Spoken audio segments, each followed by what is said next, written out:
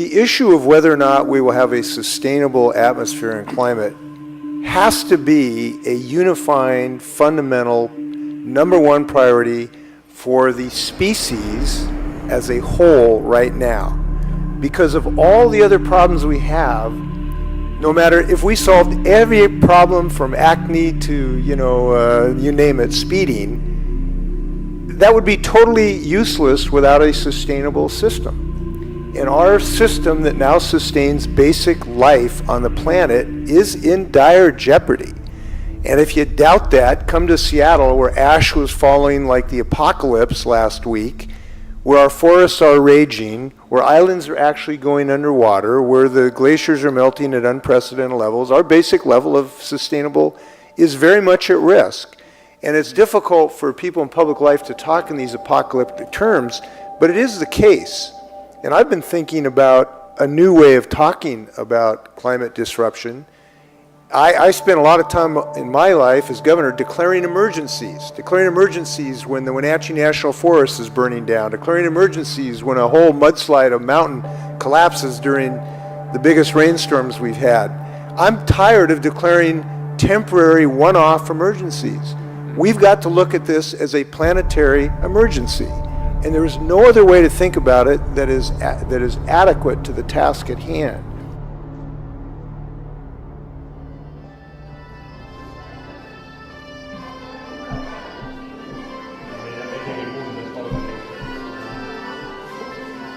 So that's when I would say, okay, you can put it all out there, but then, hold on, this AI, is this going to be held by certain companies or certain countries? We know there was a major nation-state leader who said last week that the country that controls AI will control the world. So that was the Russian leader.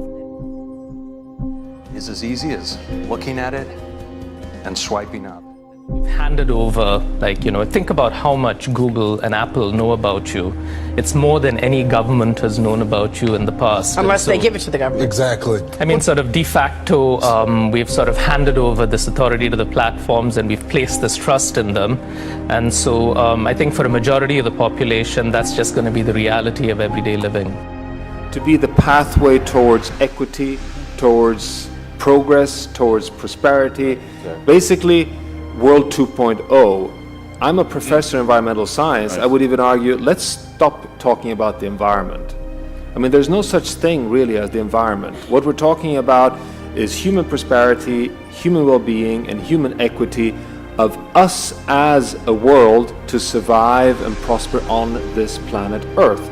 People like to sort of withdraw from connecting it to climate change, going, this is not because of climate change, or you can't attribute climate change to any single weather event, which is true, technically, strictly speaking.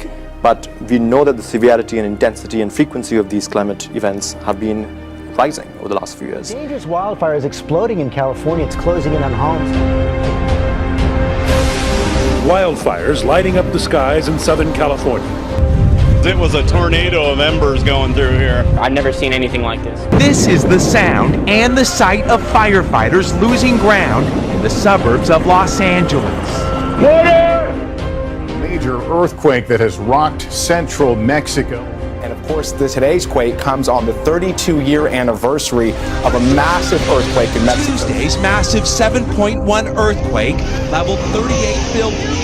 Screams of "Oh my God" echoing through Mexico City. Buildings crumbled and collapsed, sending dust clouds over the city. Earthquakes are being felt more often in Bali as locals and tourists brace for the Mount Agung volcano to erupt. After storming through the Caribbean, Hurricane Maria slammed Puerto Rico on Wednesday, the 10th strongest Atlantic hurricane ever recorded. After Hurricane Maria ripped apart the island's entire power grid. Now families across the island trying to prepare for the humid darkness of life off the grid.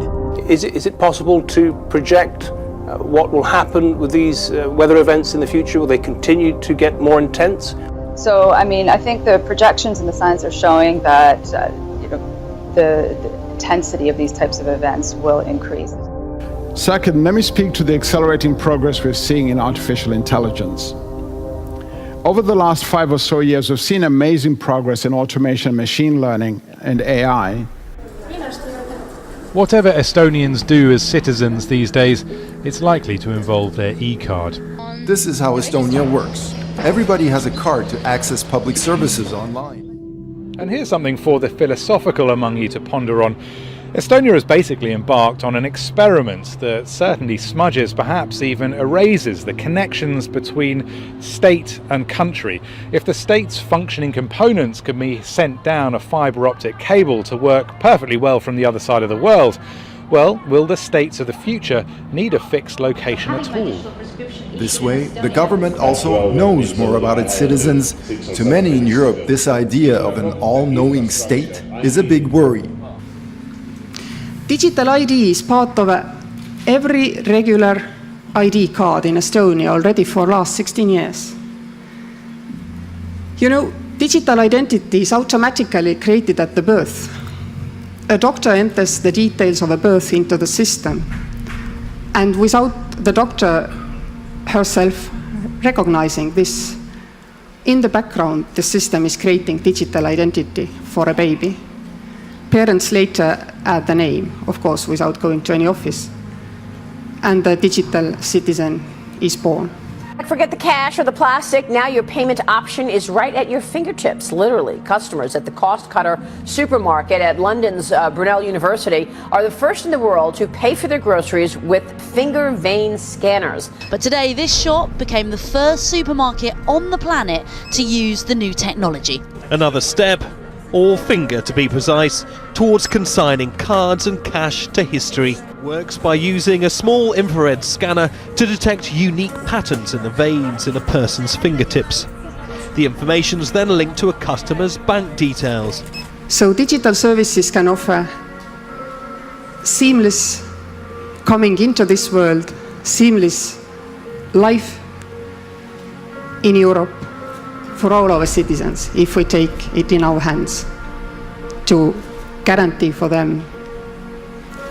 But this is not the only thing which we need to do, of course. One thing is identity. One thing is digital services.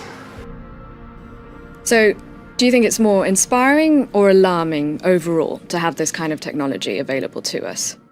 Overall, it's pretty alarming because nobody really realized how it is changing our world, and nobody really realized the side effect it is going to have on our political regime, whether they are authoritarian regime or democracies.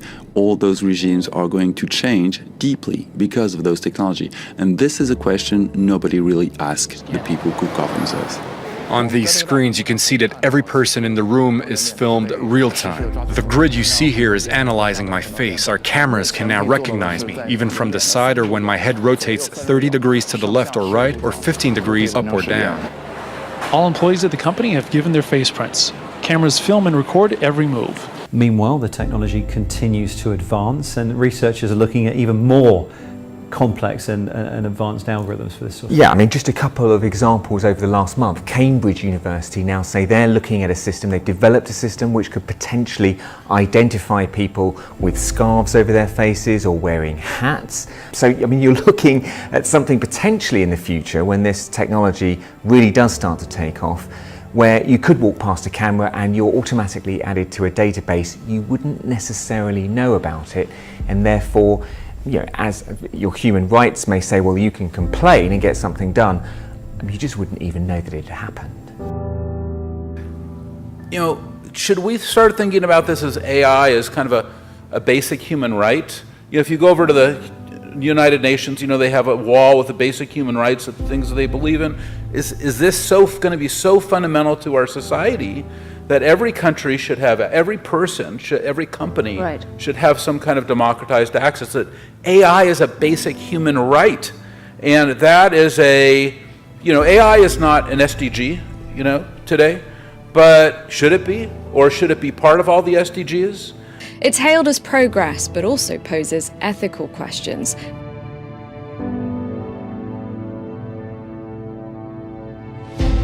With the rapid development speed of artificial intelligence and robotization, it is no longer a question of what machines can and cannot do. It is rather a question of what they should and should not do. Ethical issues related to the development of technology are clearly becoming greater relevance.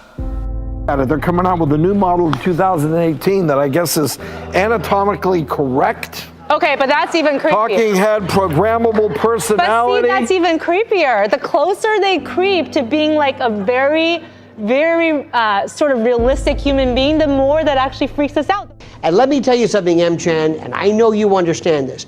When artificial intelligence really kicks in, and we're talking this taking off exponentially, you're going to see these things. They're not even robots. You'll be seeing stories about it. You'll be seeing features about it, not just, but robots that aren't even robots, that are so human-like. You will see a very scary psychological, psychiatric transformation in some cases. This is like nothing we've ever seen before.